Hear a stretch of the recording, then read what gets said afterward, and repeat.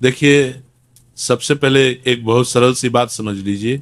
जो लोग चलते फिरते नाम जप करते हैं, उनकी जिंदगी में बदलाव धीरे धीरे नहीं बल्कि भीतर से शुरू होता है। पहला बदलाव, मन शांत होने लगता है, लगभग 70% तक। क्योंकि मन की सबसे बड़ी बीमारी है नॉइज, लगातार चलता हुआ शोर।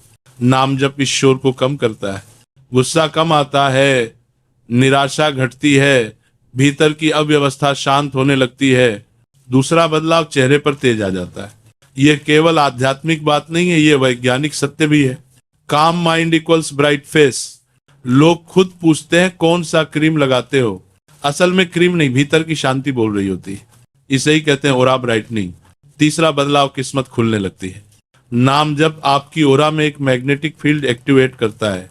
सही लोग, सही मौके, सही समय, सब अपने आप आपकी ओर आने लगते हैं।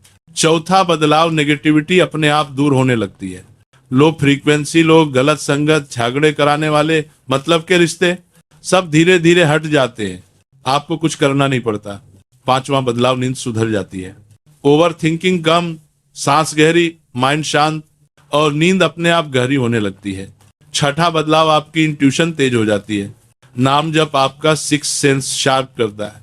आप पहले ही समझने लगते हैं किस काम में लाभ है, किस में नहीं। सातवां बदलाव, कर्म हल्के होने लगते हैं। नाम जब कार्मिक बोझ को धीरे धीरे घोल देता है, रुके हुए काम बनने लगते हैं। और सबसे सुंदर बात, आपको भगवान की उपस्थिति महसूस होने लगती है। अकेलापन मिटता है, डर खत्म होता है, भीतर सुरक्षा का भाव आता है। अब समझिए, चलते फिरते नाम जप का सही तरीका, कोई कठोर नियम नहीं है, बस चार बातें याद रखिए। एक, एक सांस के साथ नाम जोड़िए। सांस भीतर, सांस बाहर, नमः शिवाय। दो, होठ नहीं हिलाने, नाम मन में हो। तीन, जजमेंट मत कीजिए, मन भटके तो भटकने दीजिए, प्यार से वापस ले आइए। चार, इसे हैबिट बनाइए। चलते समय, ट्रैवल में, काम करते हुए, थकान में, बस नाम चलता रहे। 3 महीने बाद आप खुद कहेंगे, मैं पहले जैसा नहीं रहा। ये मेरी नहीं, नाम की गारंटी है। अब एक बहुत गहरी बात समझिए। हर इंसान की जिंदगी में एक समय आता है जब दिल कहता है अब नहीं हो रहा, अब सहन नहीं होता, अब मन टूट गया है।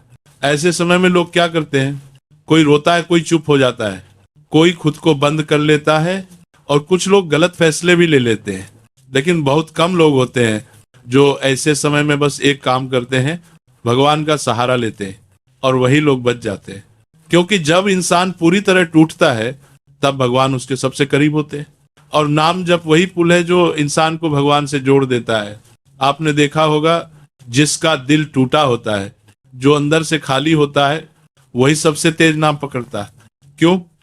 क्योंकि जिस शांति की तलाश होती है, वह कोई इंसान नहीं दे सकता, वो सिर्फ भगवान का नाम देता है। और एक बात ध्यान रखना, अगर आप नाम जप कर रहे हैं तो यह आपकी मर्जी नहीं है। भगवान खुद चाहते हैं कि आप उनका नाम जपें। हर कोई नाम नहीं जप सकता। आप बहुत भाग्यशाली हैं। अब समझिए, नाम जप से पाप कैसे नष्ट होते हैं। पाप का मतलब सजा नहीं, पाप मतलब एनर्जी इम्बेलेंस, गलत सोच, बुरी आदत, गिल्ट, गुस्सा, डर, ये सब हमारे भीतर जमा हो जाते हैं। नाम जप एक अग्नि है, मंत्र अग्नि। ये भीतर जमा हुई कार्मिक धूल को धीरे धीरे जलाती है। एक समय आता है जब इंसान कहता है जैसे कोई भारी बोझ उतर गया हो, पूरा वाइब्रेशन बदल जाता है। ऐसा इंसान बिना बोले 3 काम करता है। लोगों को कंफर्ट देता है, लोगों को हील करता है, लोगों को इंस्पायर करता है, बस उसकी प्रेजेंस से। अब सवाल आता है, क्या नाम जप से किस्मत बदलती है? उत्तर है हाँ, बिल्कुल। डेस्टिनी 2 तरह की होती है।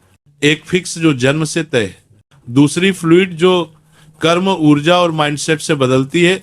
नाम जप वही काम करता है जहां इंसान की मेहनत रुक जाती है, क्योंकि नाम एनर्जी पैटर्न बदलता है, ओरा ब्राइट करता है, कार्मिक ब्लॉक्स खोलता है, इनर कॉन्फिडेंस जगाता है। इसलिए लोग कहते हैं मैंने बस नाम जपा और जिंदगी बदल गई। बिजनेस और नौकरी पर भी नाम जप का असर होता है। डिसीजन सही होते हैं, फोकस बढ़ता है, गलत लोगों से बचाव होता है। अरलेसी बारको की तन्नी खम्पीन तारको की सरकार को की तन्नी खारको की तन्नी कारको की तन्नी खम्पीन तारको। सही टाइमिंग मिलती है।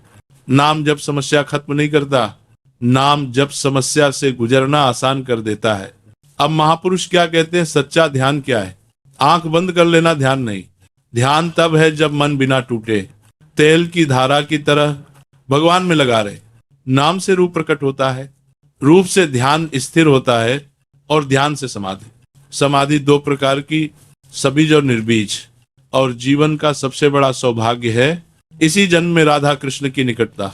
अंत में एक बहुत जरूरी चेतावनी, दिखावा साधना का जहर है। लोग क्या कहेंगे ये चिंता भक्त को डुबो देती है। भजन भगवान को खुश करने के लिए हो, दुनिया को दिखाने के लिए नहीं। अगर कोई निंदा करे और भीतर शांति बनी रहे तो समझो साधना सही है। तो अब बताइए आप किस चीज का इंतजार कर रहे हैं? आज अभी नाम जप शुरू कीजिए।